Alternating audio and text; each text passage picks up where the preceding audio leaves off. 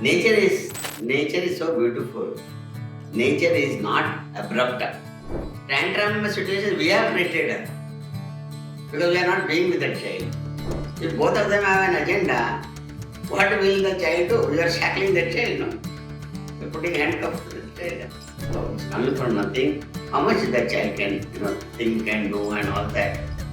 But when she went through that whole process, something is there. Why I am sharing this is if the population understands the dimension of peace and freedom, so much becomes possible. No? When your senses become aware, you operate very differently. We might say that okay, because of all that awareness, we experience freedom. The child feels it. That he is not the only person here. Even though these children develop as if he is the only person. At the earlier part, because the requirement is there.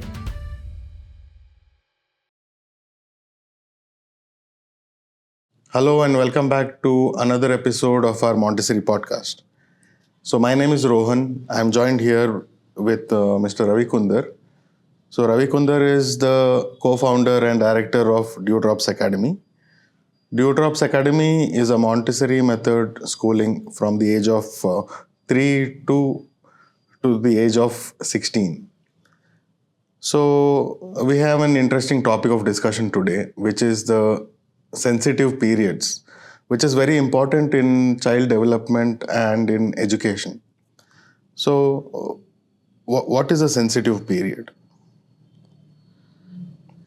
See, sensitive period is where a child, okay, uh,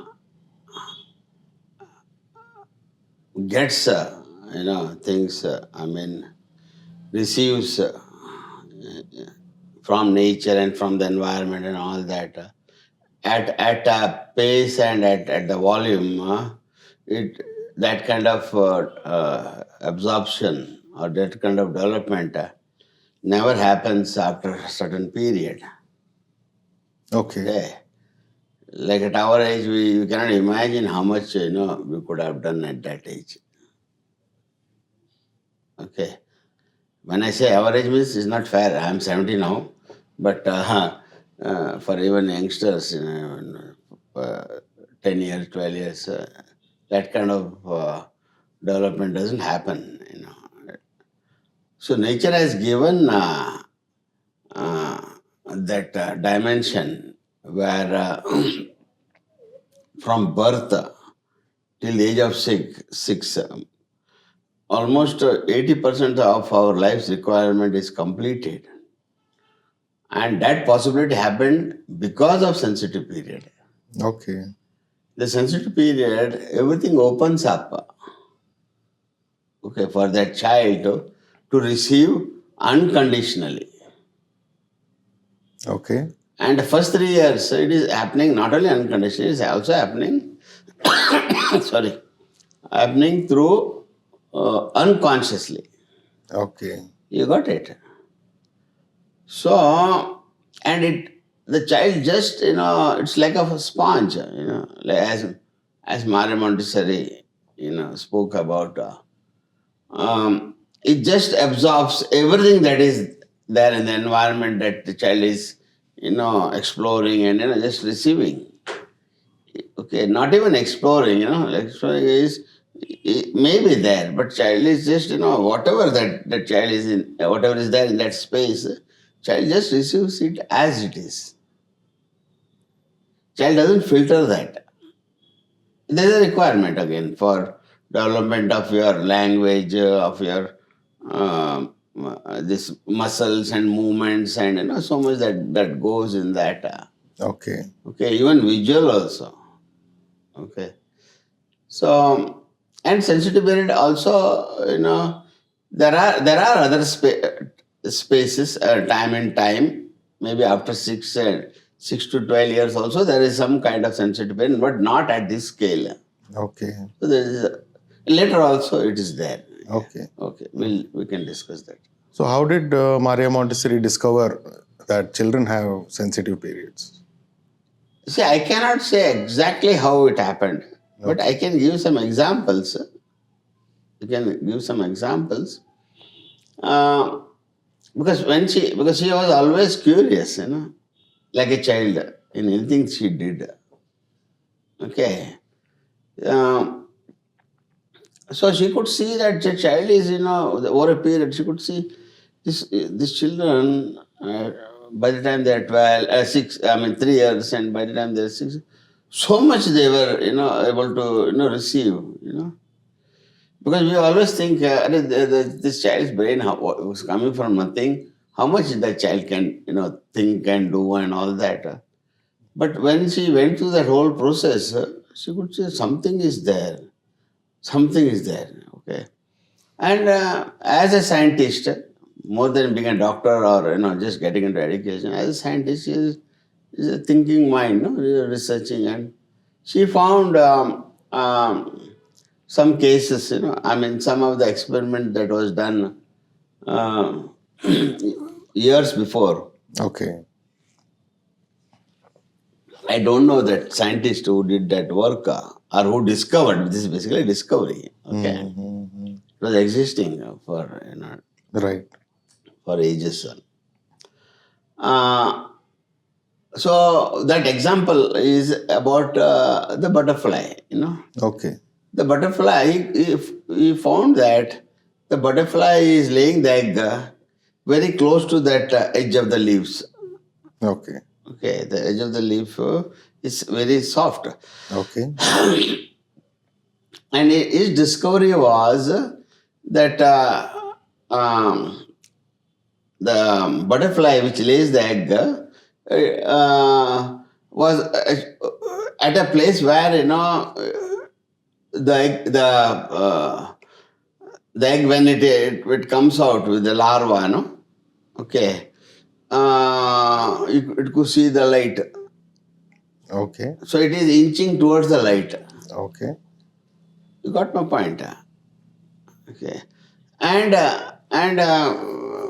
as it is inching, it is going to that edge and it goes on eating the soft leaves. It goes on doing that, So that because there is a need to, grow, to come to a certain level, to become a butterfly. Before that, there is one more state is there. There's another dimension.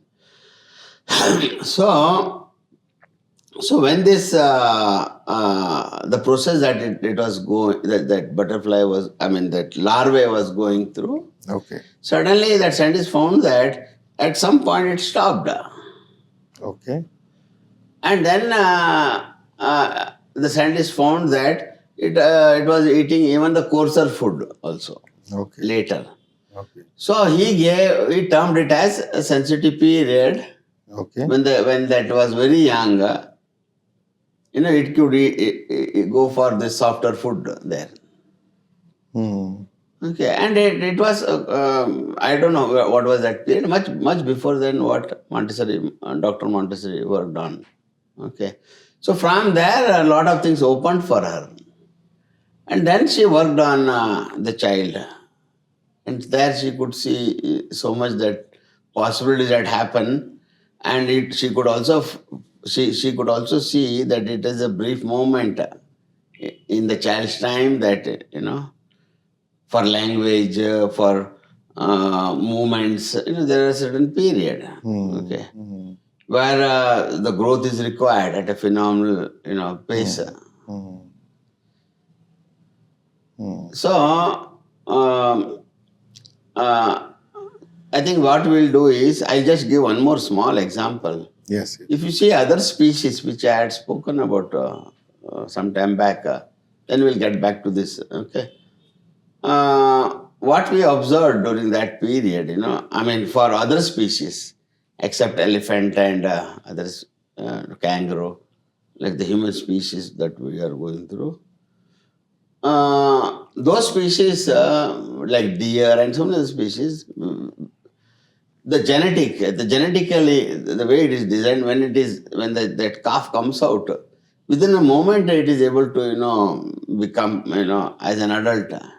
It's able to walk. It is able to walk, not only walk within 10-15 minutes or whatever that time, it is able to outrun its predator. Okay. It could be lion and tiger and all that. Mm. There is a need there. Okay. But here the dimension is different. So maybe nature has designed that. Okay. So for humans, this is how it goes. Mm. So now Mare Montessori discovered that, and it's a good dimension. It's helping us in our work. Mm. Yeah. So now you spoke about sensitive periods for language and movement and Yeah. so on. So let's go a little deeper into each of these. So now, what is the sensitive period of language like? Yeah. How does a child develop language? For example, maybe the child starts with acquiring or observing and acquiring various sounds and the vocals of parents and relatives. And how does it move towards, complex reading and then even writing and all that, grammar and all that? See, when the child is born,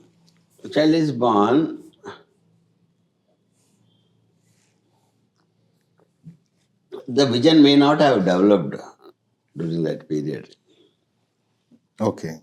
but hearing is developed, and the child starts from the time the child is born. Child is able to hear things. Okay. And then anything that is there, that sound is there in the environment, child is just receiving that. Okay. Like we have a term, like a sponge, it just goes on receiving and receiving and receiving. It goes on building what do you say, you don't grow neurons, you just, what do you call it, synapses. You start connecting synapses. Is it right? Synapse is the right word, isn't it? Yes, yes. Neuroplasticity. As neuroplasticity. Okay. So plasticity is a good word. Okay. Because here, child by nature has plasticity for anything and everything. Can you see that? Yes. It's a different dimension. Why I brought this up is, as an adult, we have lost that plasticity. We have lost that openness to, receive. Can you see that? This is a deeper side I'm just sharing. Anyway, we'll discuss that. Maybe you mean to say that the amount of neuroplasticity is at its highest during 0 to 6. Yeah. And whatever the environment provides, maybe that is aiding the nerve connections and. Yeah. Okay. See, when the child is born, till the age of 3, the child is unconsciously and unconditionally going about. The child is just receiving things. Okay. As anything that is there present. Then that discrimination, that period of 3 to 6, child is unconditional. Child is still receiving. But child is conscious. So whatever that is happening in the child space, say now we are talking about language.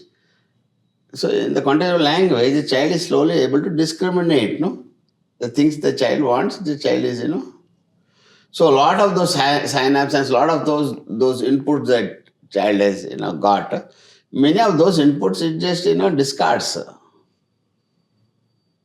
If the child, but then the nature is that the way that nature operates. Otherwise, it is an overload with so many synapses it has received and goes on functioning. Like some of our AI and all those machines that we go, there's an overload also, and the unwanted, processing goes on, and then that is reset and so many things that goes. But here it is much more advanced brain. Okay. Anyway. Yeah. So what is the sensitive period for order like? We can see sometimes that children have some outbursts when they see some item missing, from the place that it was, or if there is a sudden change in a routine, they might act cranky. So how is this sensitive period for order like? Why do they feel so strongly that the things that they are working with or looking at should be in order? Why are they looking for order? See, any child, when born, or the initial period, see, everything is new for them, no? So, till they get a sense of that environment, uh, you will find all these, issues about if something is missing that they cry, or even, you've seen, even that when you feed also, feed timings are there. Okay. And like you can start with feeding. When the child is born, we notice that and immediately the mother gives. And it goes on, You're there. Mother also very aligned. Sometimes over a period there is a casualness that goes, Okay. Because the mother also is innocent, no? And that's why the child will cry loudly. Hmm. Initially, you will not see the child crying so much. But later, when the mother also has to go to toilet or whatever, no, that other thing is to eat, something that goes. So, uh, the situations, at that age, I'm talking about the medical, I'm talking about what I observed, in whatever that medical side work, whatever I was doing earlier, so many years back, decades back. These small children the situations are very acute. Okay. They expect it to happen immediately, moment to moment. Over a period they'll develop, that is different. And that you will find in whatever they are, like say if they are about 1.5 year and they don't find something, their own things. Or if it is there and then suddenly it misses and then, they want it immediately, expect that. Maria Montessori, how she discovered that order was the child was crying. Okay, child was crying. Child didn't stop crying. I think it was 1 year, I think around 1 year, I don't remember exactly. Child was crying and the child couldn't stop crying, whatever they did. And the mother, Maria Montessori noticed the mother was wearing a shawl. Okay. When the mother came to lift the child, the shawl was somewhere else. It was not on her shoulder. Okay. Okay. And the child was continuously crying. Hmm. Maria Montessori was, sorry, she was present there. Then she noticed it by chance. Hmm. Then immediately she put the shawl on the Okay. mother. Okay. The child stopped crying. Okay. So that order is in all respect. Order in time, whatever is the requirement. The nature's need is there. Okay. So are these outbursts and tantrums like a sign that it is the child is going through a healthy sensitive period for order? Would you say that? See, when you used word tantrum, Okay, this is nothing like this. Tantrum means it is consciously happening. If you really understand, the dimension. Child is not never, into that. Tantrum situation we have created Okay. because we are not being with that child. I mean, over a period, 2 years, 3 years, you will see the tantrum because we are not. But is all this behavior a good sign showing that the child is going through a healthy? That is what is shared is good. Okay, regarding order. But tantrum word doesn't match here in that context of order. Okay. Yeah. This is important. You got it? Yes, but you didn't answer my question. Okay. Tell me, what is the question again? So are these behavioral signs, behavioral behaviors, Yeah. a sign that It is still healthy. What you said is, I can that see was my it. question. It is still healthy. Those tantrums also are healthy. Okay. Tantrums also are healthy. But if the parent doesn't get it, then it can get into other dimensions. Child is still fighting that. No? Child is still fighting for that order. Isn't it? So at what is the age for the sensitive period of order? At what age? Exactly, I cannot say. See, most of these are within that 6 age. Okay. Okay. And those dimensions, I think we are discussed that. Okay. So coming to sensitive period of movement. So how does movement develop? Through the sensitive period. Yeah. And when is it? And how can adults and parents support it? See, from birth, from the time child is born, child is, there is a life force. It's a life force, isn't it, for any species? Okay, and through that life force, the sensorial side and the senses play a big role, isn't it? So, and that child also is observing. Child also is feeling.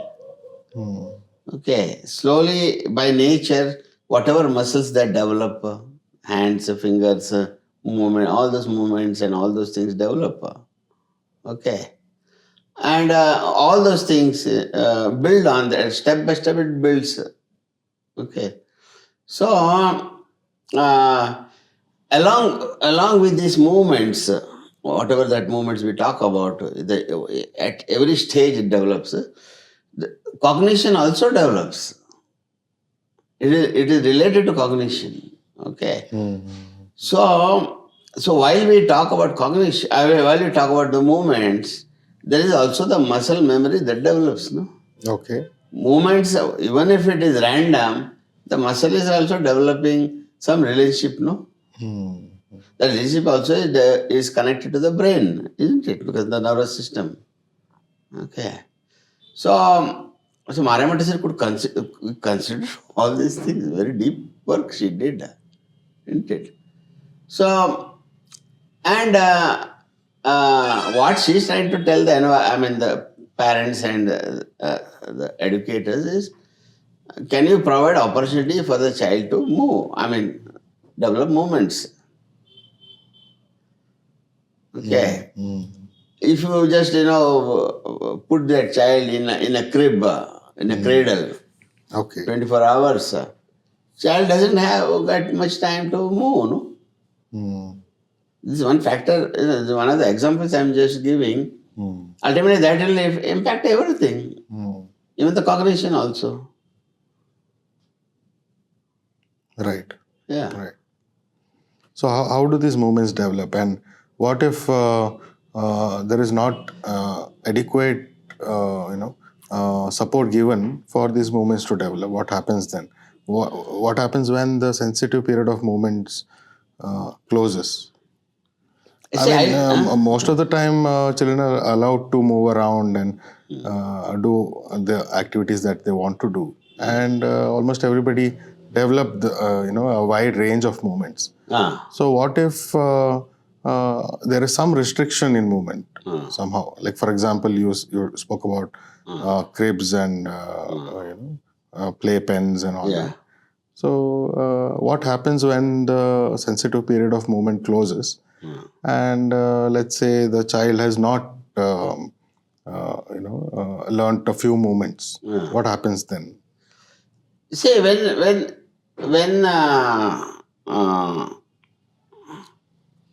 see this is something that we have also been seeing. Okay.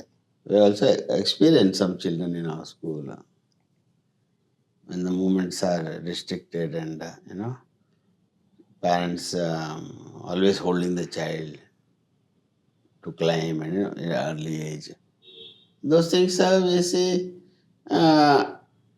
that because it is the environment that is managing that child. The child has to be free. If the child is able to, if the child gets that opportunity, most children get that opportunity to experience those moments. They experience it. It comes from within. So your cradle, okay, children, I will. Then not, there are walkers and all the walkers are another dimension because parents want the child to run okay. whatever for age. Okay, I'm just exaggerating, but that's how it is, no? There is a comparison, then they put the child in that, and the child then walks on the toes. They learn to walk on toes. Those who are given that instrument to walk. Okay. Normal walking doesn't happen to these children. You can see that. But what we are saying is when the child is going through their own experiences of movements and it could be anything, any kind of movements and walking and sitting and running and whatever that process the child is going through, their body language is very different. They are very free. I think the best example I can give you, see any athlete, no? It can be any athlete. Okay. Any sports. Except chess.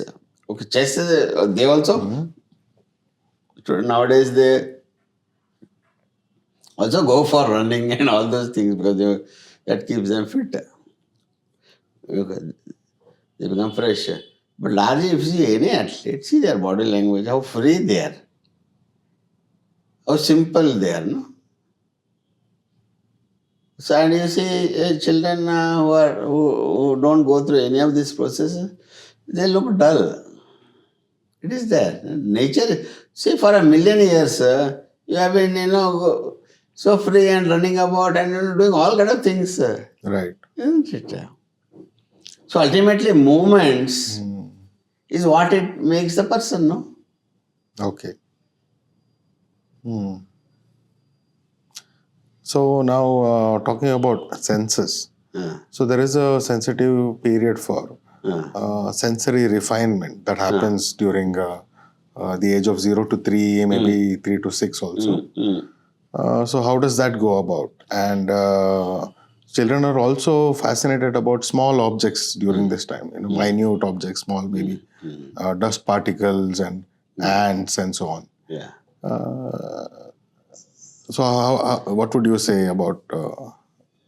One minute. See, while you were speaking this, I just recalled, the podcast I saw today in the afternoon. Okay. Our very senior person, Mrs. Uma Shankar. Okay. Okay, one of our very senior most person. It was very profound, that whole program, and the whole program was about movements. Okay. See the importance that is given, no, for movements. And you have a program like that for the entire community of Montessorians. Today it happened. Okay. Okay. Can you see what it means about movements? What does it mean? I mean, what I meant is, what I could, there also which we have experienced in our school, and when such a program could come up, okay, why movements are so important? Okay. So, which we discussed and we shared. Okay, I just recalled, just what happened even today itself. Okay. Yeah. And she has been working in this, this what Montessori movement. I think 40, 50 years. I don't remember. I don't know exactly, but a very senior person. Okay, and so much that happened today. And largely, what I experienced, from what that went, it was very profound. It touched my heart. Okay. What she expressed about the child. Hmm. You got my point. How deep these things are. So now coming to your, sorry, I've interrupted that. That's fine. That's fine. Yeah, That's fine. yeah. No, I'm talking about the sensitive period for sensory refinement, which happens at the age of 0 to 3 or 0 to 6. What would you say about that? So there is a refining of the senses that happen. And also, for example, in Montessori method, in a Montessori environment, so we have sensory activities which help activate or develop the senses. Yeah. So this helps in the sensory refinement. So my question is, what would you say about sensory refinement and the sensory the sensitive period for sensory refinement? Yeah, good. See, again, this is all part of that first primary period, till the age of 6. Most of that we talk about. Okay. See, refinement, as you said, we have this, we ought to call it as, consolidation. Okay. That is a term we use for a lot of these things. Okay. That opportunity is there in the Montessori environment. Okay. And parallelly, that exercise of practical life, all this, whatever that is part of our culture in our home, all those things children do, and all that parallel it happens. And here,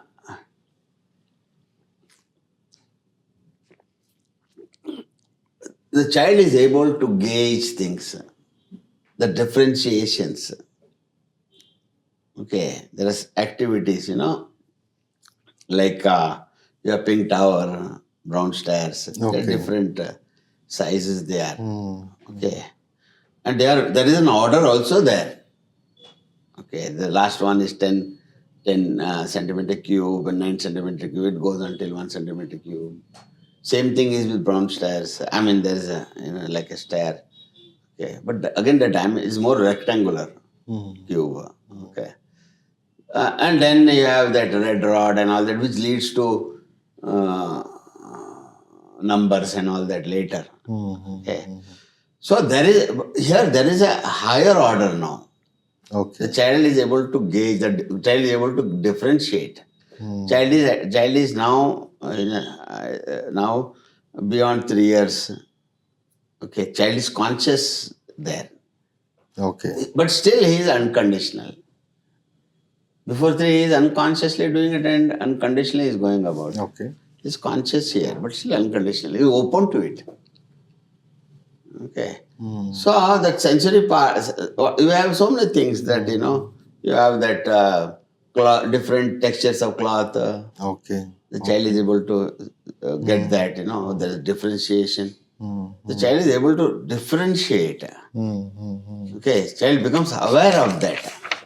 Okay. Okay. And so many, like you have touch board. But these are all related. Again, Maria Montessori's the work she did, the beauty of her work is, again, all these things relates to writing and numbers and so many things, the language and so many things. Okay. Like, when writing, an alphabet, we have that board, no? Or that, what do you call that? I'm not recalling that name now. Okay. I think I'm growing older. Okay. So there the child traces that cursive, cursive writing, what the child takes up later. It takes up and child goes on. Okay. Before that, we have touch boards. Mm-hmm. Okay, we have those touch boards where there is a there is a touch board for differentiating different rough and smooth. Then there is a touch board for you know where you have 4 lines. Okay. Okay, the 4 lines in the book. So you have rough and smooth, and rough and smooth. One board is there. Mm-hmm. During sensitive period, the child will do it. Mm-hmm. If it goes beyond the sensitive period, child doesn't want to do that. Doesn't feel that. Okay. So all those things are given during the sensitive period. So Mm-hmm. when we talk about sensitive, it is that. Mm-hmm. So it is presented during that time. Okay. Because during that time when child receives, it is huge. It is not a linear thing. It's a huge dimension there. So this is the right time to provide this. Yeah, it is a right time to provide those things, those instruments. Okay. So I think you spoke about. Now, 1 minute, I'll just okay, interrupt yeah, this. yeah, Interrupt this. yeah. So one child, when she was, I think, 4 or 5, I don't remember. I have given this example million times Okay. about this. The child was, supposed to write phi, as phi is. But she was always writing that as S. Okay. So the father told me, that phi she is writing at S. I have been going after her, telling her to write and write and write. So I said, good, you told me, stop this. Okay. Then I told our adults, see, this is what has happened. Then she gave that board which has phi with what is emery paper. Okay. And the child went on tracing that for some days. Child went back to write that. Child was not getting it exactly. Child went on doing it for some time. Child got it. Okay. So the child is actually mapping that. Sensorially. Sensorially, the child is mapping that. It forms in their psyche. You got it. That's very interesting. That's what Very it is. So so in nature it is all there, and Maria Montessori understood this. There is so much that happened in her space, So what I was saying in Maria Montessori work is she experienced freedom. She was so free there, and so much at peace. So she could create so much. Okay. Why I'm sharing this is if the population understands the dimension of peace and freedom, so much becomes possible, no? And beautiful things will possible. Not all this, will not be in that, of scarcity, So you spoke about the sense of vision developing in a Montessori environment. Also, there are so many materials for the sense of touch to develop, because this is a sensitive period for all of the 5 senses to develop. So are there any materials for the sense of hearing to develop and the sense of smell and taste to develop? Yeah, for example, hearing we have this noise box. Okay. Okay. And in that, we also come to know the child has hearing problems. Okay. 1 or 2 cases we could see also the child could not hear. Okay. Even vision also. Okay. When the child is not able to distinguish colors, we come to know. Okay. When we have so many color tablets, distinguishing colors.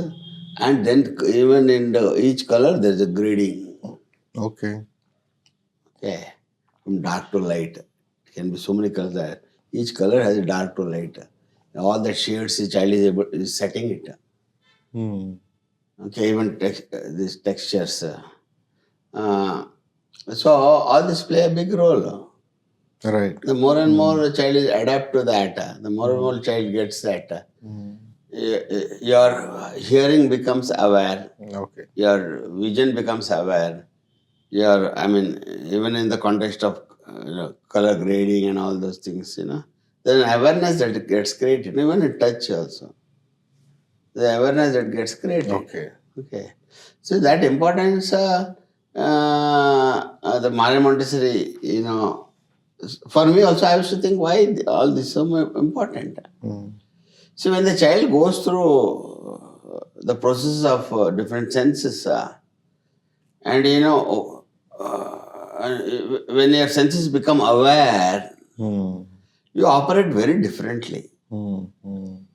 Okay, we might say that okay, because of all that awareness, we experience freedom.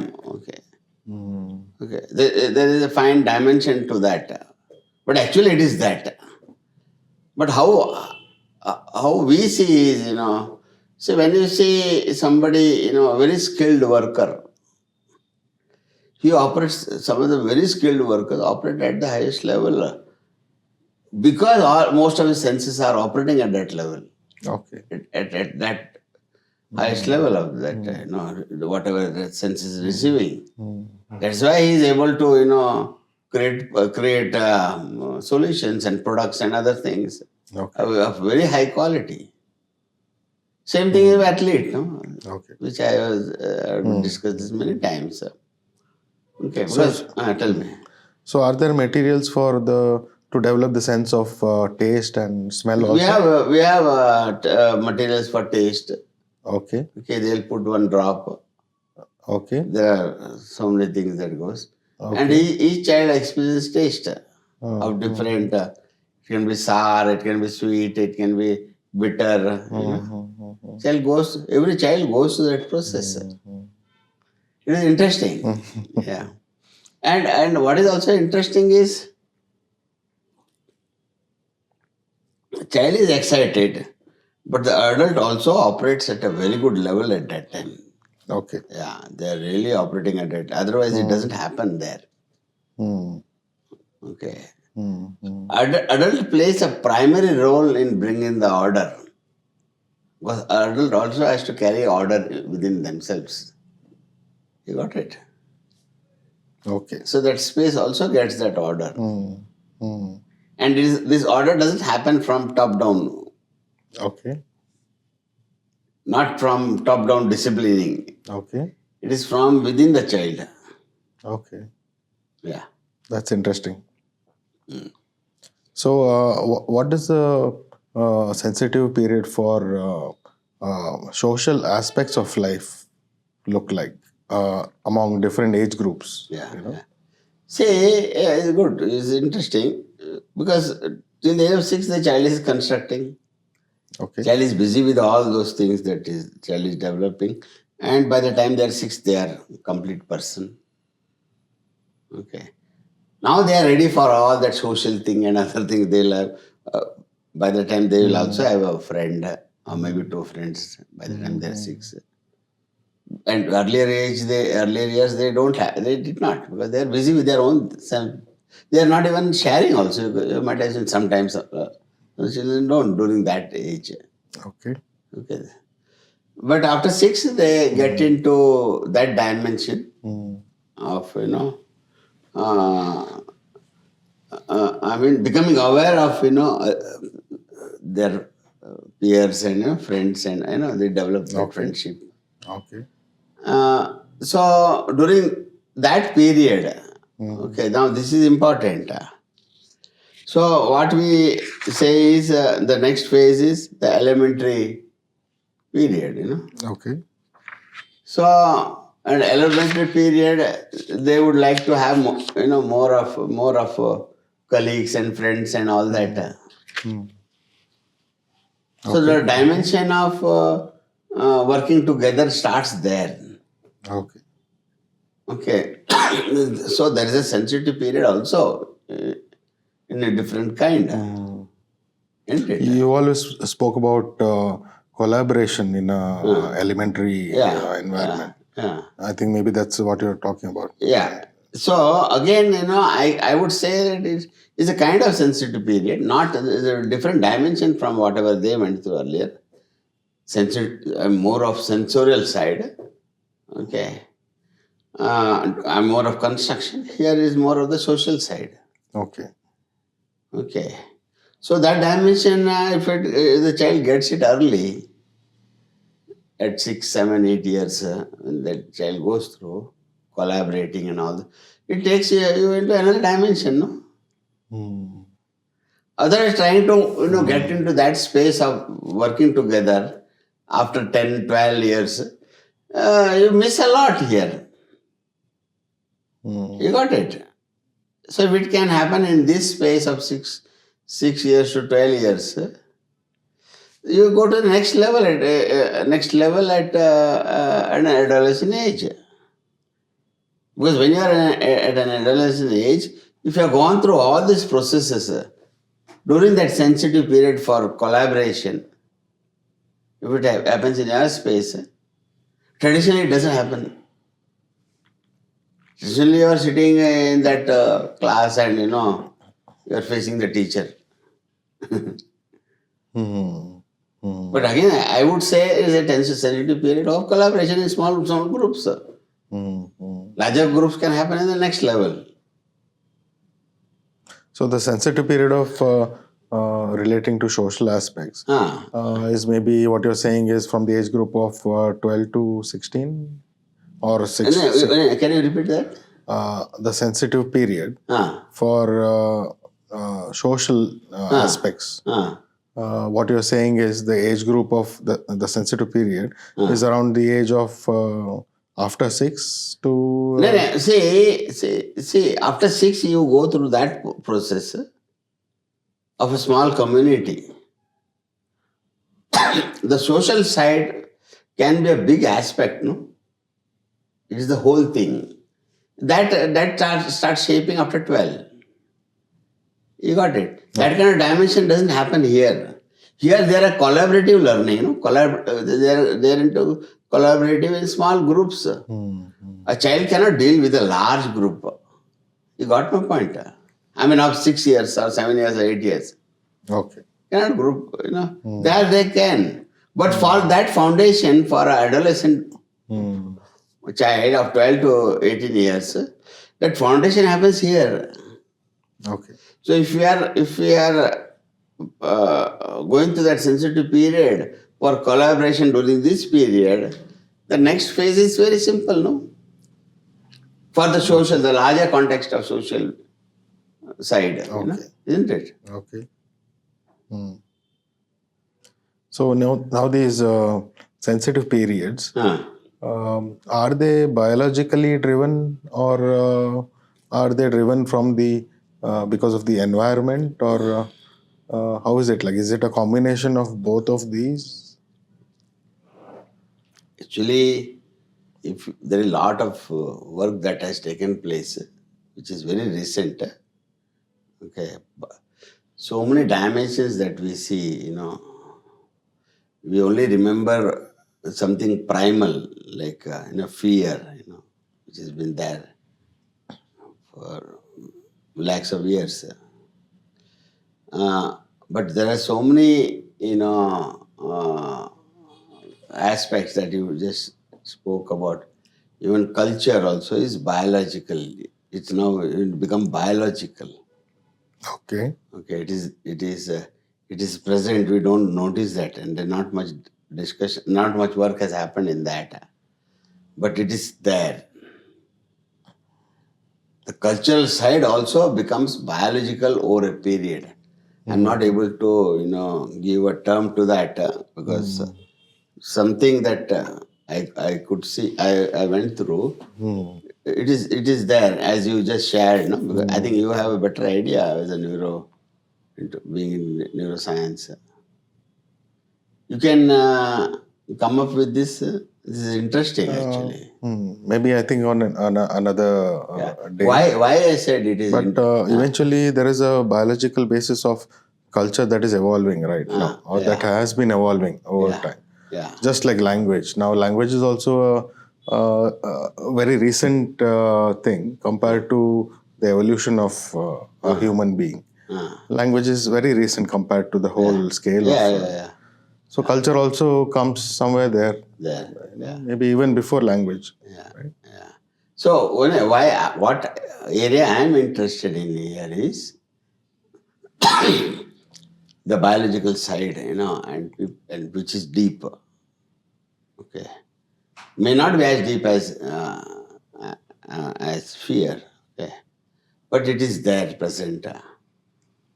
And there are psychiatry and clinical psychologists, and and which actually so many things translate into physical dimensions also.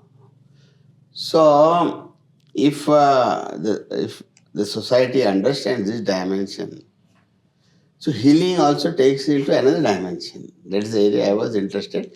So we'll talk about this, Yes. But one thing I can guarantee, Mm. okay, if the child, from the time they join at the age of 2 years, 3 years age, if they are in an environment where they get space to feel and think and experience, most of these issues will don't exist. Okay. Okay, most of these terms like biological, these don't will not see it. No, biological is there. We cannot just remove it. Okay, it is deep, but this will not affect the child in such environment. Child will deal with it. Because child is dealing, because child got a space to become aware and experience that, which largely doesn't happen, the way schooling happens. Okay. I think I just remembered a discussion that we had earlier about epigenetics. So now our topic of discussion is: are these sensitive periods biological or environmentally driven, or is it a combination of both? And I remember you telling me that it is the environment that creates the child. Yeah. So now there is a biological substance. There is genetic DNA. Yeah. So I'm just sharing a personal view. So maybe it is an interaction of the DNA with the environment that goes on over a period of time. Yeah. And then after the child is born, it is the environment that shapes the child. Yeah. And like now we are talking about Montessori. So our job now is to create the environment. Yeah. So as to bring out the maximum potential of the child. Yes. So, yeah. To add to that, see, today we have a language for epigenetics. We speak that. Maria Montessori, at that time, maybe genetics may have been there, and a lot of things were there. Maybe in the initial period also. Epigenetics is very recent, like 30, 40 years now. But Maria Montessori understood epigenetics even at that time. So when she says it's the environment that creates man, your answer is understanding. You'll get the answer, understanding epigenetics. Can you think how deep her work was? Okay. Yeah. Okay. So moving to the next question.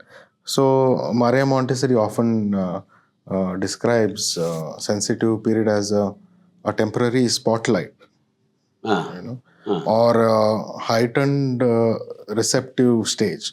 Yeah. Beautiful. So what does that mean, and what happens when this closes? See, nature is so beautiful. Nature is not abrupt.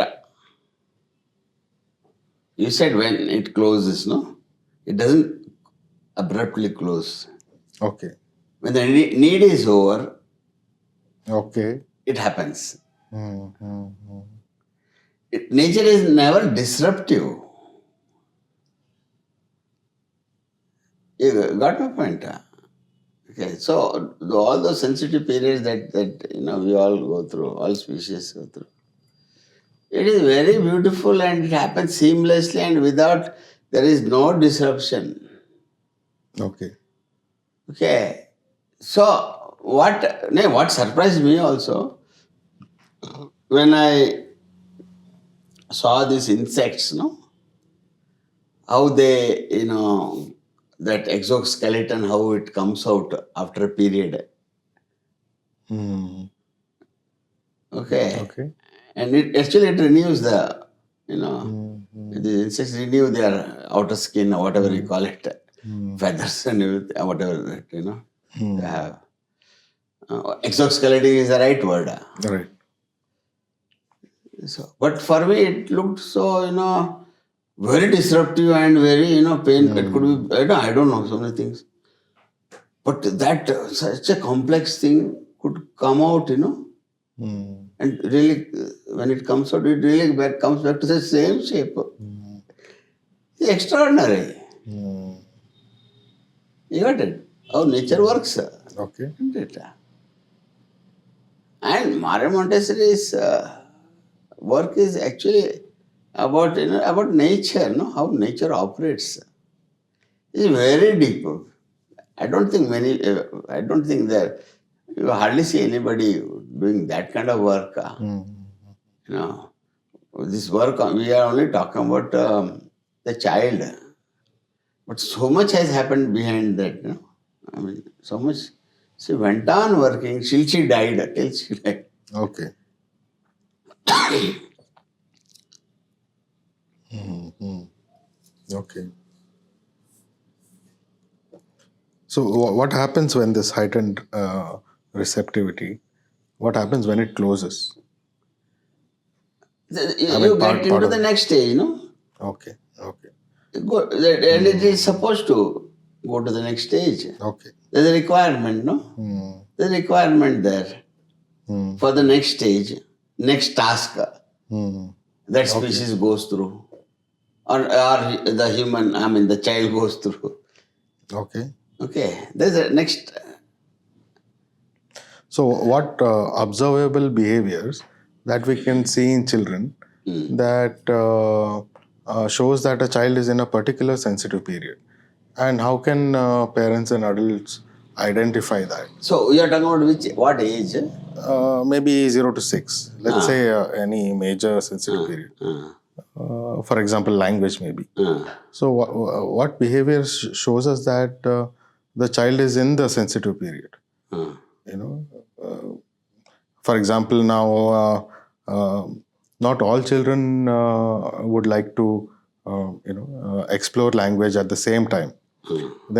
Some may start faster, some may start later. So, is there any specific behavior, or not just in terms of language or movement, or any other sensitive period? How can we identify sensitive periods? See, we have a standard set, no? That this child at this age, this month, the child has to get this. Okay. Okay, the movements or eye contact, so many things that goes, no? That is there. Okay. Okay, that is there. Okay, if that doesn't meet, then we are, the doctor and we all because the population knows that this has to happen at this period. We notice that. Okay.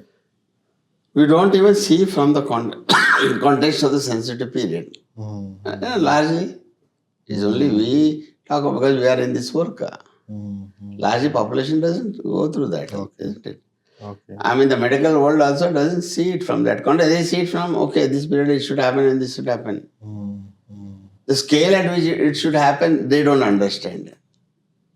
And why it happens also, most of them are, I mean, the medical world doesn't see it from that. They might have been going through that. But Now, for example, in the sensitive period of order, the child may rebel. For example, when there is something that is not happening to according to the child's expectation. So that would be a sign of a child being in a sensitive period for order. For that order, yeah. So my question is, what are certain behaviors that would show that the child is in a particular sensitive period? See, the child, there are many dimensions there, no? Many dimensions there. That the child is falling sick, the child is rebelling, child is going crying, loudly, and not in a very different way. They are seeking things. Okay. Normally, when they're hungry, they'll cry, but they'll not shout. When if that is happening, the child is really, going beyond, and the child doesn't stop also when the mother comes, then something is wrong here. But it is actually the environment issue is there, that whatever the need is there, it is not met at a particular time. Okay. Yeah. So once a sensitive period is identified, how can adults and parents best help support develop the sensitive period? No, see, parents are not aware, no? Okay. Parents are not aware of the sensitive period. Oh, ಈ ಟೈಮಲ್ಲಿ ಇದು ಆಗಬೇಕು, That's why I'm asking. What can parents best do? So that is the reason I asked you. What are the signs or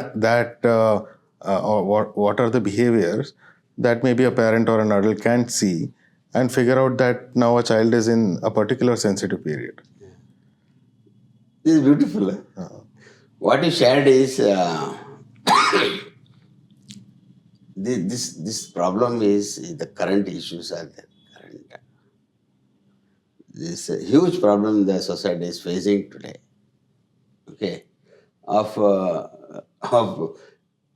being disconnected to that whole thing.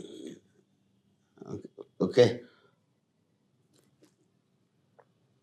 Decades back, and for ages, the mother is there, really there. You got it. They were operating at a much, much higher order. Again, order here. They were able to feel that. And even at many of these situations, I mean, many of the cultures, they should have the child with them. You got it? Okay. So they understood this dimension. So the mother is really there, 24 hours. Wherever you work in the field, it is there. Child is, whatever the child does, the mother, even when the child is crying, mother knows, feels it. Somewhere, we have lot of information, lot of things that, advise, and, people also say, after 1 year, you don't have to feed because there is nothing there, in that. Only sweetness, milk. Okay. There are so many things. But that is because we have that is understanding that milk. But there are other dimensions, no? How the child feels. I mean, the emotional side. So all those things are there. It's a big vast subject. How can a parent or an adult support the sensitive period to the best? The best way to support that, Correct. more than the knowledge and more than that is present in our books and videos and everything, how can the parent develop peace within themselves? Okay, peace within themselves, not to worry, not to fear, not to get into any other things. The parent can just be with that child. No matter what, no matter whatever that information we have, the child is showing you the path. The child is feeling hurt. The child is feeling hungry. The child is, all kind of things. If you are just present to that, 99% problem is solved. Okay. Otherwise, it will go on accumulating, and you end up in trouble. My child is like this. Okay. So now, in maybe in a primary Montessori environment, when a child is working intensely with when the child is in a sensitive period of language and movement and all that, when a child is working intensely with, for example, a movement activity, is it okay to interrupt the child, or is it better to stay away? Actually, you should not be doing anything, no? Okay. The child is exploring. So we shouldn't interrupt. Because child, you have seen from birth till whatever age, till the child is coming to school or whatever in the today's context, the child has done everything. Child has developed all the abilities. The next ability also child will develop. So what we need to do is create an environment. So even before paper and pencil came, the environment was the kitchen and the field and so many things, no? Child was always developing. Only because we have paper and pencil and that blackboard and so many things that in today's context, child was always developing for ages wherever the child was. Even in polar region also child was developing based on that environment. And child was learning and learning and developing all required skills. Everything was there. Okay. So it is not a child's problem, it is our problem. So my question was something like, now when a child is in a sensitive period, the child is fully focused and fully into the activity. You know? So maybe when the child later is out of that sensitive period, the child can still do that activity, but is not so deeply engaged as compared to when the sensitive period is active. So I got it. Child, see, some children would want to do that activity. They're enjoying that. Even if it is there in the sensitive period, not there, child is enjoying it, let the child do, no? What happens when there is an obstruction? Then, so you're restricting the child, no? What happens? Child has a drive to do that. The child is enjoying that, no? And lastly, what happens is when you start interrupting these things, it's a lot of other things that a parent is expecting the child to do, child will not. Okay. If the parent is free, okay, in any situation, parent is free, experiences freedom, then there is space for that child, no? And during the when you give that space, the child is also becoming aware, no, through whatever that is happening. Okay. And in that space, if the adult if the adult has something, has some concern, the adult will talk to that child, no. See, would you also like to do this? Okay. The adult may not stop that, whatever the child is loving to do. But the adult would invite the child, no? The child will be open to that. But if the adult is worried and all the time this child is into that, if the adult is worried and restricting the child will also feel restricted to even think about whatever the parent is presenting or the teacher is presenting. You got it? Because child is now, child is not carrying any freedom, no, to think. Child is clouded, child is having pressure. So if it can come from the child, and if child goes to those experiences, basically it's the experiences. So the adult and the parent just need to be with the child. So whatever is there, if there are issues, adult will discuss with the parent discuss with the adult, and start understanding the child and being sensitive to the child, the game is over. If both of them have an agenda, what will the child do? You are shackling that child, no? You are putting handcuff to the child. Not literally. So in a Montessori setting, how can teachers prepare an environment to meet the needs of a child's sensitive period? Yeah, it's a beautiful question.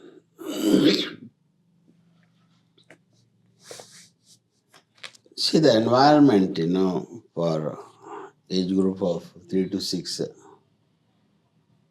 like in our institution, is 2 onwards, 2 to 6. But we have children who have joined even at 20 months. Uh, that is one side of the story. And every material for the entire age group is present there. Got it? Okay. And every child who has grown up there in that environment knows, what material, what material he should be taking and what he should not be taking. The rule, what he understands is whatever is presented, he is supposed to take. And understanding the dynamics, understanding all other age groups, he becomes aware. Okay. Can you imagine children of 2 years, 3 years, 4 years are so aware of, that this is how they are supposed to be. So what it actually also means is there is order there. There is a question you also had. There is order.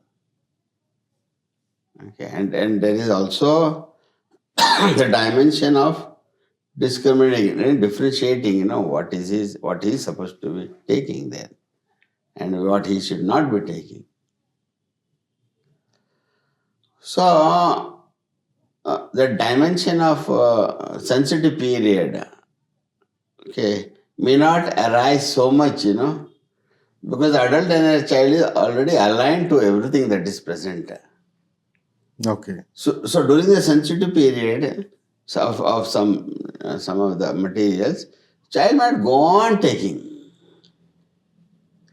and might do many times, and maybe it might go months and maybe a year also, maybe more than that.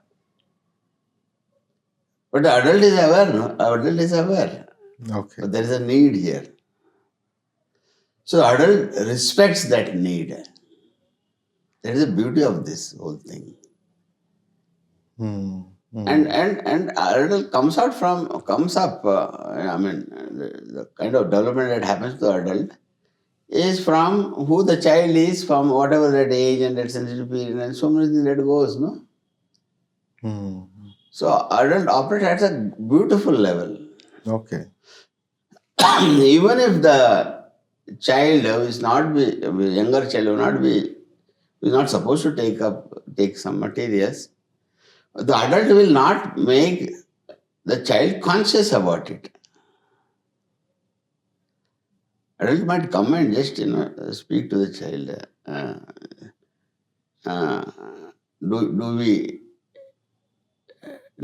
we take this material? Okay. Okay. This is not presented to you. Hmm. Okay. Would you like to keep it back? Okay.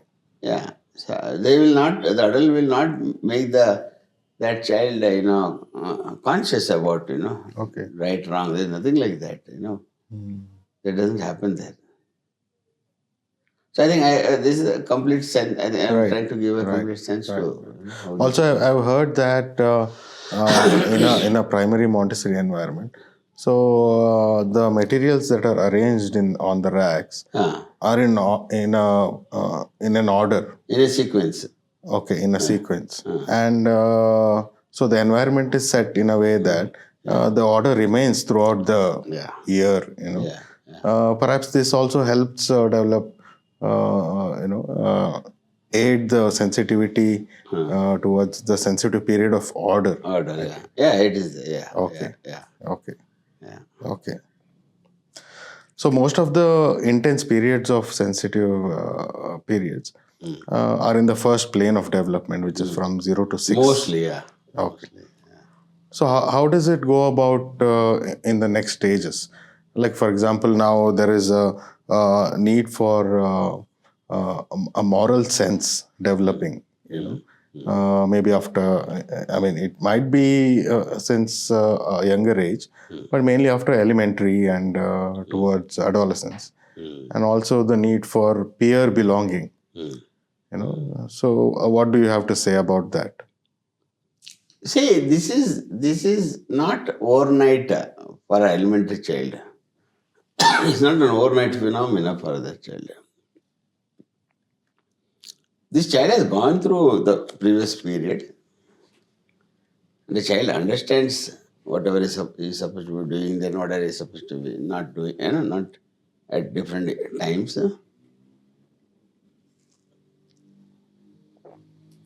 So sometimes the child, there are situations where younger ones are, they want to take some material or they have a fight also, sometimes it happens. Okay.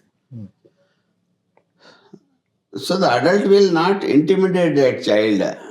This is wrong and all that. So sometimes they, as a group, they have a discussion. There is, how you feel, when you took, or how, when there is a fight, when it is grabbed by somebody, Okay. So that is discussed with the children, even when they are so small. Okay, sometimes they might not be able to answer, articulate, and they will just, oh, he did this, and whatever that is. Okay. So when the adult gives space for each child to, express and not coming with any conclusion there that you are right or you are wrong, the adult keeps it open. So here, the dimension here is the child is constructing, is not operating like a child who is a reasoning mind, and the questions they have. Okay. So there is something that is happening to that when the child comes here to the elementary. Already some aspect of emotions are also developing here. In the moral sense. We can call it a moral sense. Okay. Okay. Something is there. The child feels it. That he is not the only person here. You got my point? Okay. Even though these children develop as if he is the only person at the earlier part, because the requirement is there. But still, the discussions happen when they are 4, 5, during that older, as they grow older. So all that is some kind of, it shapes things for them. So he's still open to all this conversation, the moral side at a higher level there. And now here, what happens is, because they are they are going to be part of the group, this moral side comes up a lot. Okay. Because here you have to work as a group, there you are doing it individually. So all the things will come up. You got it? Definitely it will come up. Initially it will be a lot. Okay. Then they also realize that if I have to work, I have to also accept the other person. I have to respect their views. All those things develop. And that questioning mind also develops their moral side. So many questions come up. But they are open to it here. Because of so many things that the child has gone through. No? When the child is open, it is not very difficult to come up with the moral side, whatever discussion it goes, it is there. No? Okay. 100% solution, even if it doesn't happen, child still has that space to become aware, over a period. Okay. Because nothing is imposed from top. See, that's the crux, no? The game is there. So the base for this moral and peer bonding happens during the stage of early age, elementary and adolescence. Maybe it starts from primary, Yeah. but Yeah. it comes You see, into we have to give- implementation during. Pardon? It comes into implementation. It starts showing there. Showing that. It starts showing there. Okay. So now we all live in a busy world. We are in this modern times, and everybody is busy, and we are in amidst all sorts of technology. Like we have TVs and mobile phones, and so during these times, maybe everybody is almost grasped into some or the other type of technology, or they are busy in some or the other work. So these sensitive periods of their children might get neglected or be missed out or overlooked. So, what would you advise parents and adults, to preserve this natural process of the sensitive period? See, if you see what is happening in the society today, I mean, the media and other places, that you should not be giving mobile to the children. They should not be having technology. All those things are there, no? You should restrict many things, so many restrictions apart from the other technologies, restrictions to bring. The parent, see, your parents have different dimensions. A lot of parents carry so many of their own issues. From whatever that has happened in their schooling life and all that. So much they carry, You cannot blame them. And that starts showing here. Okay. Yeah. So then that kind of input they get from the world regarding technology, regarding mobile phone and all, so many things, But now, compared to maybe about 20, 30 years earlier, we were more closer to nature compared to now. Now we are more closer to technology, we can say. And these natural processes may be, sort of moving out of the way. We are more inclined towards technology. And now we were talking about sensitive periods. And when we say that it is the environment that creates a child, and it is the environment that we need to create to aid or feed the sensitive period. So now the environment has changed drastically over the last 30 years, in terms of technology compared to the previous few hundred years. The last 30 years is very different. And it looks like we are moving away from nature. So what advice would you give parents to, help retain the nature of their child? In terms of the I'll sensitivity. continue that earlier part with this nature part. So how do you feel the parent also? You feel parent is still stuck with nature, still part of nature? Parent also is not part of nature. You got it? Parent has gone away from nature with all the technology and all those things. Okay. So that is not important for me now at this moment. Okay. So whatever the parent is carrying, it could be technology, it could be so many things. It could be about so many things, relationships and so many past. If the parent is able to, not come out, that is a different dimension of coming out.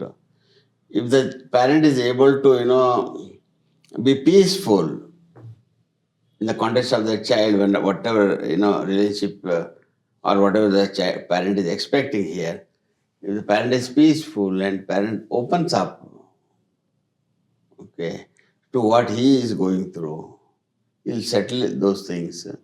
and really be present to this child. Okay. That's all. Mm. And anything to do with technology, anything, he will deal with it. Okay. So if I give a ready-made thing that you don't give books, technology and games and so many things will be there. But every situation, every child, its situation is different. Okay, every child, different dimensions are there. And we have all seen a lot of parents are able to deal with it. Right. A good relationship with the child. That doesn't mean that the other parents don't, respect that. Many of their own things they went through. So it's not easy for them to deal with this. But if they are persistently, if it is happening in their space, I think they have to reflect and they have to think, take some help, maybe with the teachers or maybe with somebody, Okay. Okay. Not some experts, maybe some seniors and friends, and they should be talking to them, which doesn't happen nowadays, Okay. We end up going to that secretary and all those things and getting into all kind of things. Things might be very simple if you share with your colleagues or Okay. or a teacher. So there is this term called normalization. So now, how does successfully meeting a child's sensitive period needs lead to normalization? Maybe in terms of concentration, self-discipline, and reaching joy.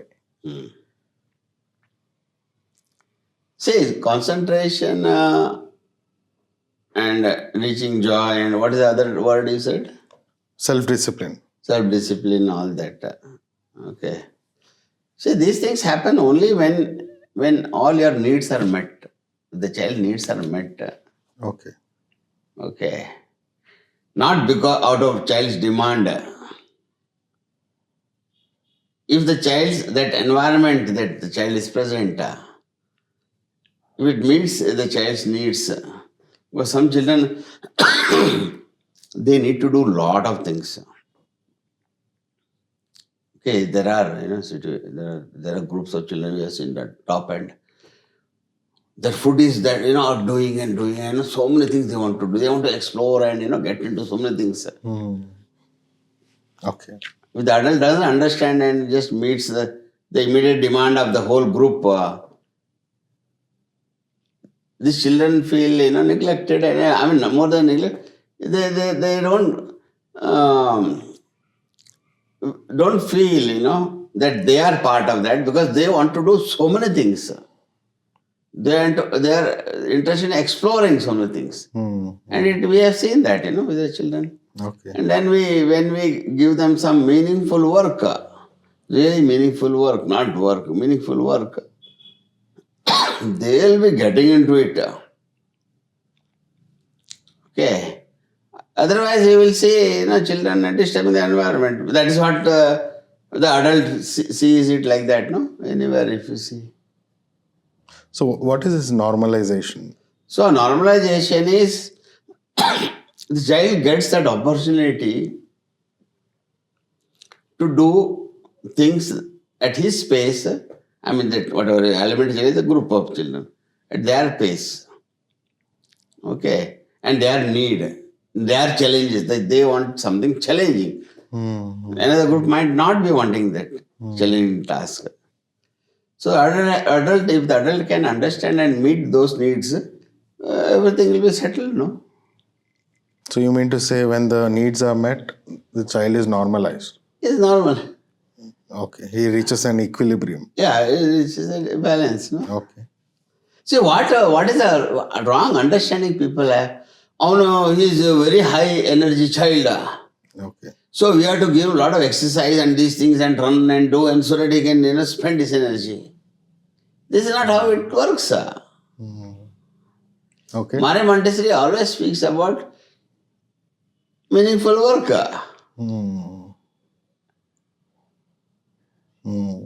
It's not a bull or, where you can put in the field and, it doesn't work like that. There is so much that goes in that child, no?